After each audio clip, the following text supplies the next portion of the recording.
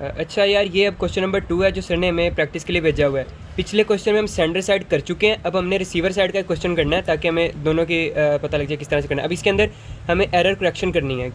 पहले हम बाकी जो टेक्निक्स होते हैं हम एरर डिटेक्ट कर रहे होते हैं, इसमें अब हम एरर करेक्शन करेंगे।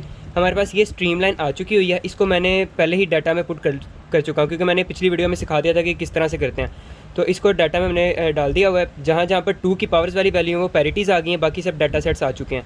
अब इसमें क्या होता है कि मैं देखूंगा कि मेरे पास 4 तो पैरिटीज़ है ना, कि P1 की एक पैरिटी है, P2 की है, P4 की है, P8 की है, इवन पैरिटी लगी हुई है। ठीक है, अब मैं इसमें देखूंगा कि इसके साथ कौन कौन सी एसोसिएटेड हैं। वो मैंने पिछली वीडियो में बता दिया हुआ था, लेकिन उसकी एक शॉर्ट ट्रिक भी मैं बता देता हूँ। उस पिछली वीडियो में वैसे मैंने बता दिया था कि इन सब की बाइनरीज लिखेंगे अलग-अलग से, उसके बाद P1 वाली लीस्ट सिग्निफिकेंट, P2 वाली उससे आगे इस तरह से। तो यहाँ पे दोबारा से करेंगे तो बहुत लंबा टाइम हो जाएगा और वहाँ पर पेपर में टाइम नहीं होता, तो हमें इसको याद करना पड़ेगा।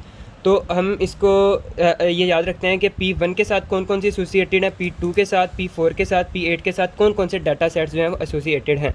तो हम इसमें वैसे देखते हैं कि मैंने इसको इस तरह से याद किया हुआ है कि 3 से 11 तक ओड में आप चलें तो ये वाले डाटा सेट्स के साथ इंक्लूडिंग है।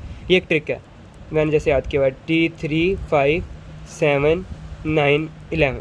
ये मैंने ट्रिक इसकी याद की है। P4 की मैंने इस तरह से याद किया कि उसके अगले 3, P4 है तो D5, D6, D7, P8 है तो उसके अगले 3, D9, D10 और D11।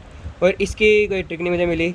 इसमें ऐसे आएगा कि D3 5 की जगह यहाँ पे 6 आ जाएगा, D7 ऐसे ही आ जाएगा, 9 की जगह यहाँ पे 10 आ जाएगा, D11 आ जाएगा। इसमें ये देख सकते हैं कि D9 की जगह 10 कर लो, D5 की जगह 6 कर लो, इस तरह से।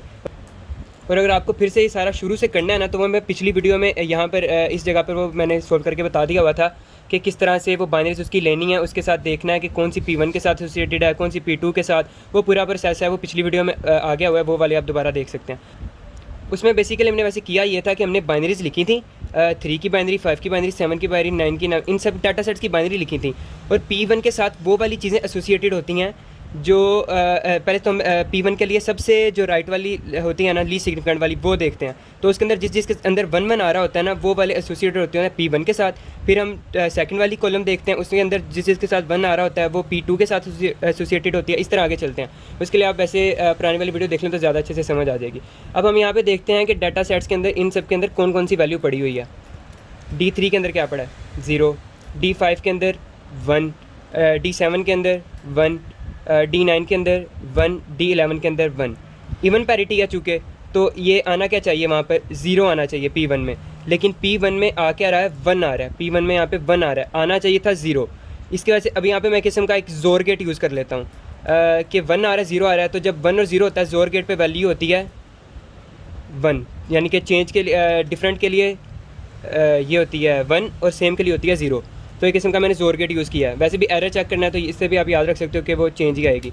तो यहाँ पर पैरिटी में से वैल्यू 1 आ रही है, लेकिन आनी जो चाहिए थी इवन पैरिटी की वजह से वो 1 आनी चाहिए थी, 0 आनी चाहिए थी। तो यहाँ पे 1 और 0 उसका मैंने जोर लिया तो वो 1 आ गया।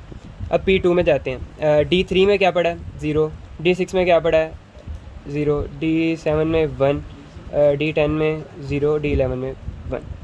अब इसके अंदर भी इवन पैरिटी है तो चूँकि इसको भी वो आना चाहिए था, 0 आना चाहिए था, और P2 आ भी 0 ही रहा है। तो इस वजह से ये दोनों 0 आ रहे हैं, तो जोर गेट लगेगा तो भी 0 ही आएगा क्योंकि सेम के लिए 0 होता है।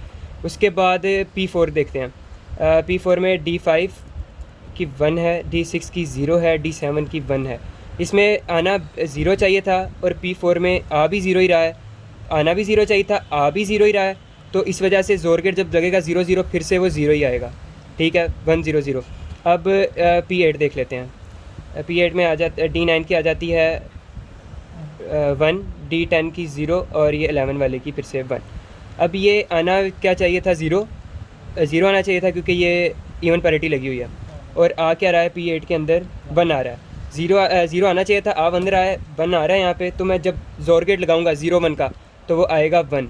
अब मैं इसको एक सीक्वेंस में लिख लूँगा, 1 0 0 1, 1 0 0 1।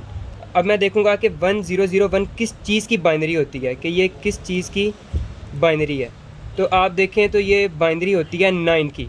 तो अब मेरा इस बात का मतलब ये है कि 9th वाली बिट के अंदर एरर आया हुआ है। जो चीज़ यहाँ पर बाइनरी निकल आए उस वाली चीज़ में एरर आया होता है। तो 9 बिट में एरर आया हुआ ये वाली 1 है, तो दो ही चीज़ें होती हैं बाइनरी के अंदर, यहाँ 1 होता है, 0 होता है। तो अगर इधर 1 है तो इसका मतलब है कि यहाँ पे 0 होना चाहिए था, यहाँ 1 नहीं होना चाहिए था, 0 होना चाहिए। तो जो नया डाटा निकलेगा वो ये होगा 1 0 0 1 1 0 1 0 0 0 1 1 0, इसकी जगह फिर से 0, फिर 1 1, उसके बाद 0 1 0 0 0 1। इस तरह से ये एरर करेक्ट हो चुका है हमारा।